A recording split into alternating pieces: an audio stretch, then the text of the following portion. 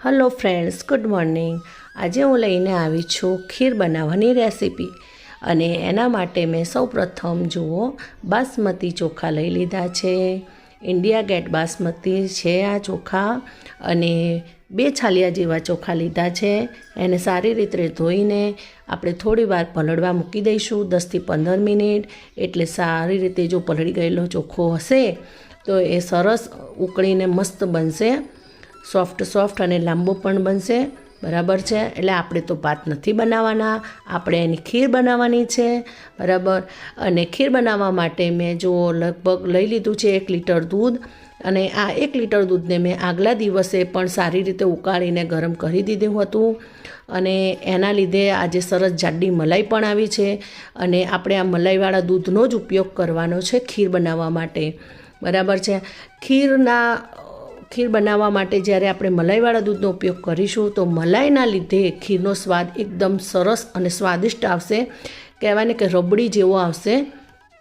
બરાબર છે। અને આપણા ચોખા પલળી ગયા છે તો આપણે ચોખાને જો દૂધમાં જ ઉકળવા દઈશું। અને દૂધની અંદર ચોખ્ખો ઉકળશે એટલે એકદમ મસ્ત ભાત બનશે। અને અંદર કહેવાય ને કે ચોખાની અંદર પણ દૂધનો સ્વાદ ભળી જશે। બરાબર। હવે એની અંદર મેં 2 જાયફળ લીધા છે, 4-5 કેસરની પત્તી લીધી છે। જુઓ, કેસર વધારે પડતું નથી લેવાનું, નહીંતર એનો કલર એકદમ પીળો થઈ જશે। બરાબર। અને થોડી જરૂરિયાત પ્રમાણે સાકર લીધી છે, અડધી વાટકી જેવી। અને થોડી મેં કોપરાની છીણ ઉમેરી છે।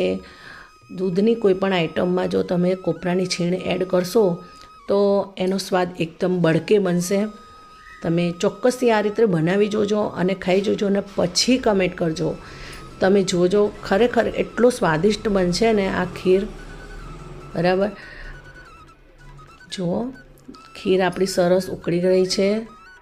હજુ આપણે થોડી વધારે ઉકળવા દઈશું એને, એકદમ બદામી કલર થાય ત્યાં સુધી એને સરસ ઉકળવા દઈશું। અને ભાતને દૂધમાં અને દૂધને ભાતમાં એકબીજાની સાથે ભળી જવા દઈશું એટલે ઘટ્ટ બનશે। જુઓ, આપણી એકદમ ઘટ્ટ બની ગઈ છે।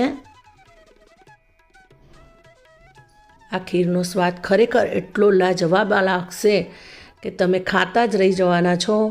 અને ખાઈને ખરેખર તમે મને કહેશો કે ખૂબ જ સરસ બની છે। તમે ચોક્કસથી આ રીતે બનાવજો અને ખાજો। શ્રીનાથ દ્વારામાં મળે એવી રબડી જેવી જ ખીર છે આ રહી। અને તમે ચોક્કસથી બનાવજો, બનાવીને ખાજો। અને વિડીયો ગમે તો ચોક્કસથી લાઈક, શેર અને સબસ્ક્રાઈબ કરી દેજો। આવજો। જય શ્રી કૃષ્ણ।